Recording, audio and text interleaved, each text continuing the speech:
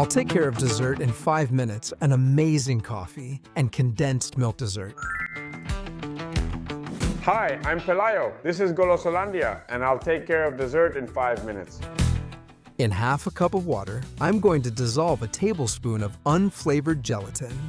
It can be in powder or flake form. If you want to use sheets or leaves, you'll need about 7 sheets. As you can see, in a few minutes it thickens and looks like this. When it looks like this, which I told you takes about 5 minutes, you pour it into a cup of hot coffee. What kind of coffee? Whichever you prefer, don't hold back. The point is that it should be very hot so that when you stir it, it dissolves perfectly. While it cools down a bit, we're going to whip 2 cups of cream, about 400 ml. We turn on the machine and let it whip until you see ridges forming. At that point, you stop whipping because if you keep going, it will turn into butter and we'll end up with a little problem. Once you have it, grab another bowl. Where do we put it? We add 2 cups of condensed milk. Now, this is the magic. The condensed milk combined with this coffee and gelatin mixture we have here.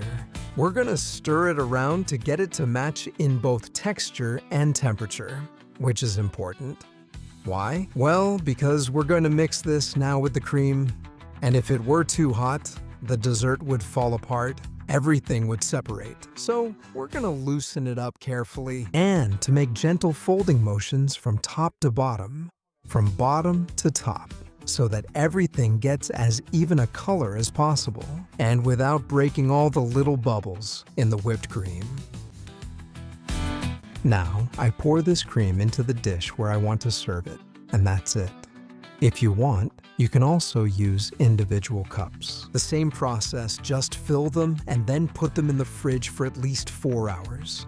Then, you take them out, decorate, and enjoy. Cooking is all about emotion, with simple steps and no complications. Look how creamy it is with that touch on top to give it a color contrast and a little extra flair. I'm sure you want to take a bite. Well, more than a bite, you'll want to dig in with a spoon. Look, one spoonful after another. It's the aroma that's suggested. Everybody loves it. If you like coffee, you've been missing out. And if you don't, I think you're still going to love this dessert. Let me know in the comments which coffee you'll use. Goodbye.